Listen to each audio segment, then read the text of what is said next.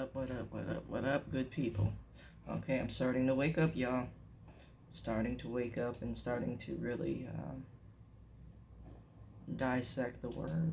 I will be in the Word over the weekend because that's what I do. That's when I produce the majority of my videos. I've been busy with various projects over this past few months. Um, and I'm like 2 months behind in starting off my internet business, but you know, God is a priority for me, so that's first and foremost. I rarely post from Daily Reflections, which is the AA reading for today, and today I'm going to talk about it because it kind of falls in line with what I'm talking about and my word for today, the word that I woke up with. And the message from Daily Reflections is overcoming self-will. Now, this is very interesting because I just mentioned something about this in the Just for Today video. It says, so our troubles, we think, are basically of our own making. They arise out of ourselves, and the alcoholic is an extreme example of self-will run riot. That's a mouthful for early in the morning. Self-will run riot. Yeah. And let me just finish this statement and I'll get into it. Though he usually doesn't think so. So the alcoholic doesn't think that, the disease is out of control because of, I'm determined to do what I want to do.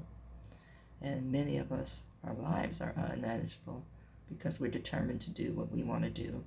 And, I use this phrase consistently. We think we have a right to ourselves. We think God is something over here and we're over here and we're cool as long as we're talking. What we're missing is the indwelling. If we don't have that peace, or we don't maintain that peace, how do I stay consistent in my thoughts? How do I stay consistent in my actions? How do I discipline myself? Or do you even want to discipline yourself? There's the part that also seems to be lacking. Now, we also have that part that we have all those pieces in place, but then when we want something, really desire something, we say, hey, let me set this aside. I'll come back to it. Like you're cooking something on the stove that you can come back to. Now, there's some things that when you start to prepare them, you must complete them in that setting. You got to stay with that thing. And, faith walk is just like that. I got you on the stove. I need to stay with you through the completion. Yeah, I can set it aside, but when I come back to it, I'm always doctoring it up. Patching it up here, patching it up there. And sometimes that recipe doesn't come out the way it should have. It doesn't come out to its fullness. It's still good, but it doesn't have the oomph that it would have if you had stayed with it.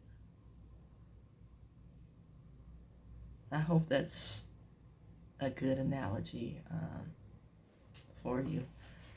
What are you sticking and staying with?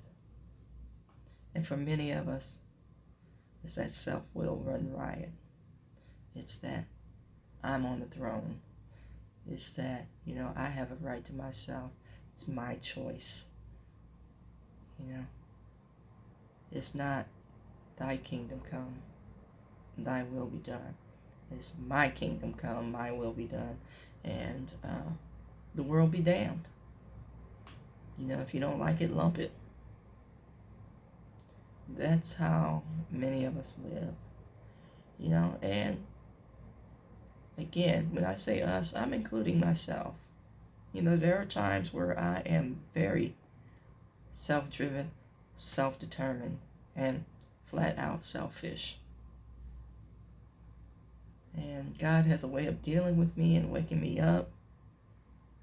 And I'm getting better at recognizing my cues and my signals for prayer. And, intervention before the action. Amen.